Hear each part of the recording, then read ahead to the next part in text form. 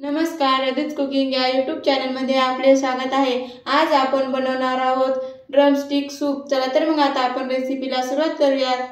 Drumstick soup बनवण्यासाठी मी इथे अशा मोठ्या 2 ड्रमस्टिक घेतलेले आहेत। आता आपण त्या कट करून घेऊयात। अगोदर शेवटचा टोक थोडंसं कट करून घ्यायचं आहे। आपल्याला याची शक्य होईल तेवढी याची अशी साल काढून घ्यायची आहे।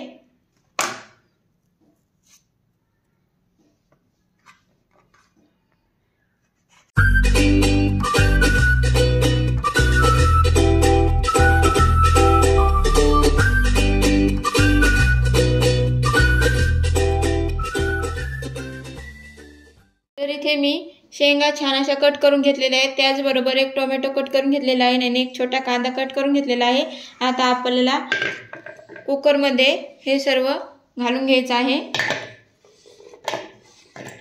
त्याचबरोबर यामध्ये एक मिरची टाकून घेऊयात आणि भरपूर सारे यामध्ये पाणी टाकून घेऊयात।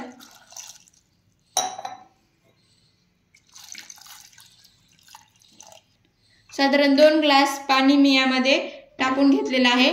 आता आपल्याला कुकरचं झाकण ठेवून याच्या मध्यम आचेवरती 3 शिट्ट्या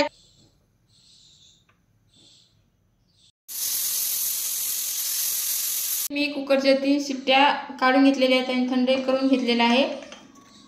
आता आपण पाहूयात शेंगा छान शिजल्या आहेत का ते।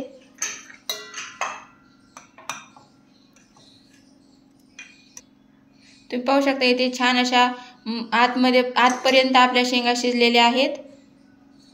आता आपण हे सर्व मिक्सर मध्ये घालून बारीक पेस्ट करून घेऊयात।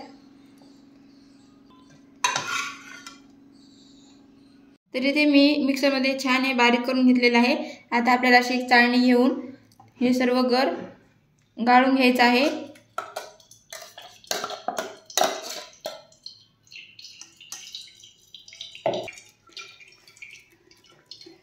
या पद्धतीने आपल्याला गर गाळून घ्यायचा आहे, जेणेकरून आपला गर छान खाली पडेल आणि वरचं जे चोथ आहे तो वरतीच राहील।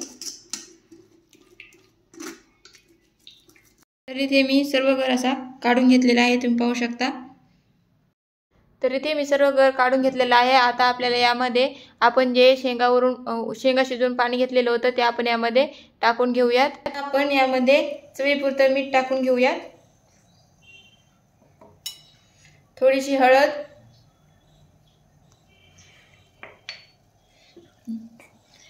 काळी मिरी पावडर थोडीशी आणि जिरे पावडर। आता हे आपण छान मिसळून घेऊयात आणि याला एक उकळी आणून घेऊयात।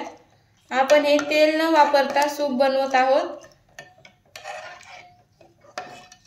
तरी ते छान आपल्या सूपला उकळी आलेली आहे आणि ते छान असं पौष्टिक सूप आपलं तयार झालेलं आहे।